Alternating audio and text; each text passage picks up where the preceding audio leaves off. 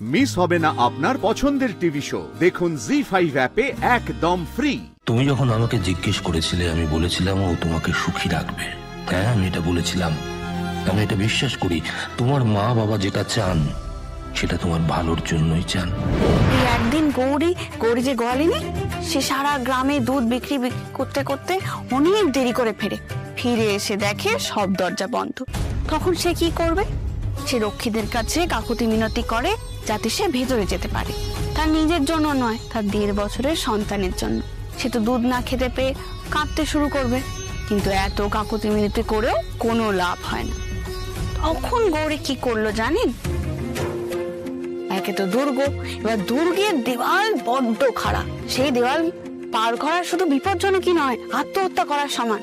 তখন সে কি করবে? সে কোনো দিকে কোনো কিছু তোয়াক্কা না করে সব বাধা বিপত্তি পেরিয়ে দেওয়াল টপকে সে তার ছেলের কাছে গেল। তারপর সেই ছেলেকে দুধ খাইয়ে শান্ত করল।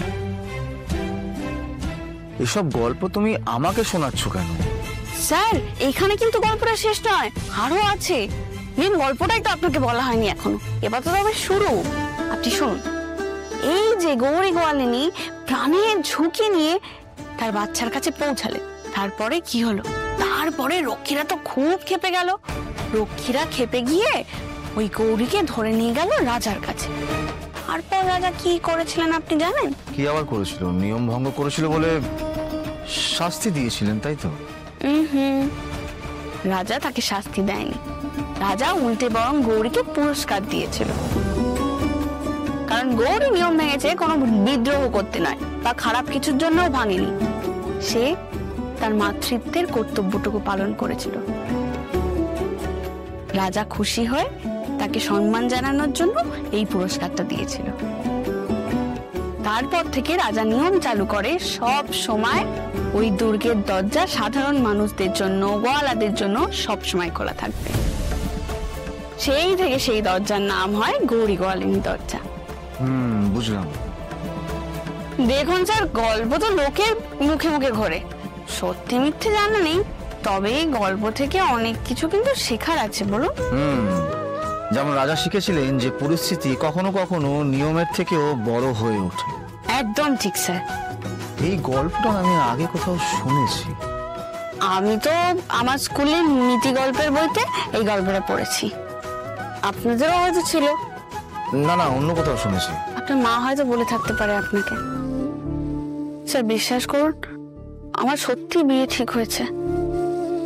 আমার ফ্যামিলির লোক, মানে মা বাবা, ছেলের বাড়ির সবাই আমার জন্য একটা জুয়েলারি শপে না অপেক্ষা করছে। আর আমি ওদেরকে বলেছিলাম আমি খুব তাড়াতাড়ি ফিরে আসবো। ওনারা তো কিছু জানেন না। আমিও বুঝতে পারিনি এখানে আসলে আমার মা বাবা প্রাণ দিয়ে আমার জন্য সবটা করে। আমি চাই না আমার জন্য ওনারা কোনো সমস্যায় পড়ুন। আপনি হয়তো আমার পরিস্থিতিটা বুঝতে পারছেন না খুব একটা। আসলে আমি না গেলে।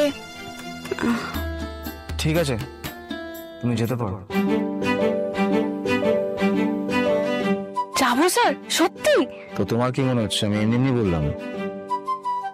Thank you sir, thank you so much sir, thank you so much. কি হলো, দাঁড়িয়ে আছো কেন? তোমার তো অনেক তাড়া, যাও। আমার ফোনটা। ফোন? ও,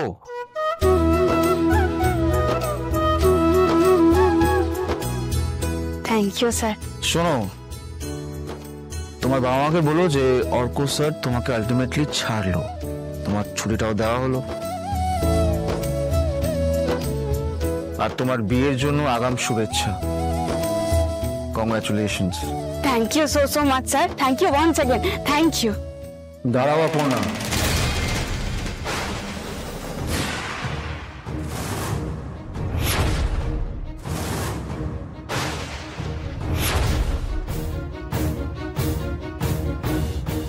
দাঁড়িয়ে আছেন কেন? শুধু শুধু ওখানে বসুন না। আপনারা বসুন, আমি তো সারাদিন অফিসে গাড়িতে বসেই থাকি। আর আপনি মেয়ের মা, আর আপনি বাবা, আপনারা বসুন প্লিজ। না, আপনি দাঁড়িয়ে থাকলে আমরাই বা কি করে? না, আমি তো আপনাদের ফ্যামিলি ফ্রেন্ড হিসেবে এসেছি। আমি ঠিক আছে, আপনারা বসুন। শুনি, তোমরা দেখো, আমরা আছি তো, দেখো দেখো।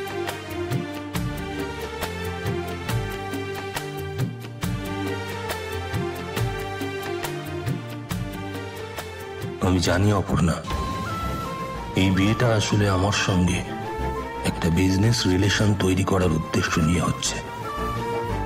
এটা হওয়া উচিত নয়, তাও আমি এসেছি, কারণ আমার এর থেকে বেশি আর কিচ্ছু করা সম্ভব নয়। তোমার জীবনে আমি সব সময় থাকবো কিনা জানি না, এই সমস্ত ডিসিশন তোমাকে আর তোমার ফ্যামিলিকেই নিতে হবে।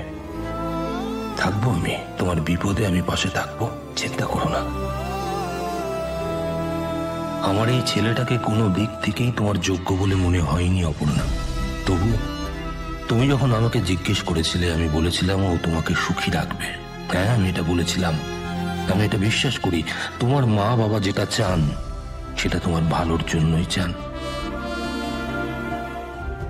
এই আর্য সিংহ রায় তোমাকে অনেক কিছুই বলতে পারে, কিন্তু এটা বলতে পারে না যে তুমি কার সাথে সুখী হবে। হয়তো এই সন্তুই তোমাকে সত্যি সত্যি ভালো রাখবে। এগুলো ভালো, কিন্তু দামটা তো অনেক হয়ে যাবে। আপনি আপনাদের বাজেটটা বলুন, সেই মতন আপনাকে জিনিস দেখাবো আমি। আপনি আগে পছন্দ করুন না, বাজেট নিয়ে পরে ভাবা যাবে। আপনি দেখান না, যা কিছু ট্রেন্ডি এথনিক যা আপনার মনে হচ্ছে আপনি দেখান। ঠিক আছে স্যার। সব তো এক্সে বারকারেক। দাদা দেখো দেখো কেমন লাগছে। আরে যার জন্য এত কিছু তারই তো পাত্তা নেই। বিয়ানু সাহেব বলছে আমি আর 5 মিনিট দেখবো, তারপরে কিন্তু আমার পক্ষে এখানে থাকা সম্ভব না, সম্ভব না। বাজে রকম কোনো জ্যামে আটকে গেছে বলে মনে হয়। মানে এই সময় রাস্তাঘাটের যা অবস্থা থাকে, বাপরে বাপ। মশাই, আপনি সেই তখন থেকে এক ভাঙা রেকর্ড বাজিয়ে যাচ্ছেন, জ্যাম জ্যাম জ্যাম। এটা অফিস টাইম নাকি? দুপুরবেলা আবার কিসের জ্যাম শুনি? ওর কথাই তো এখানে এসছি আমরা, নাকি? তো সেটা ওর মাথায় রাখা উচিত না? আরে দায়িত্ব জ্ঞান থাকবে না? শম্ভুবাবু,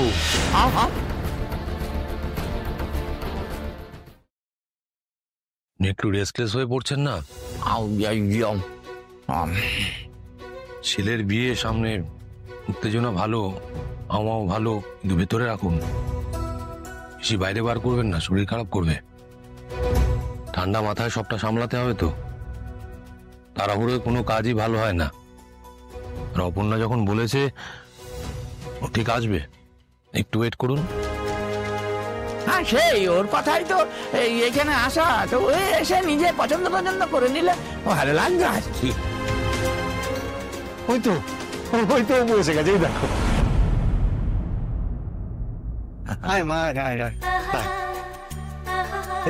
সরি মা, অনেক দেরি হয়ে গেছে গো, খুব সরি। জন্য চিন্তা করে তো আমাদের মাথা খারাপ হয়ে যাচ্ছিল। আচ্ছা ঠিক আছে, এই মেয়েটা রোদে তেতে পুড়ে এলে একটু বসতে দাও। মারে বস, এখানে জায়গা আছে। অফিসে এমন ভাবে আটকে গেছে, আর কি বলবো।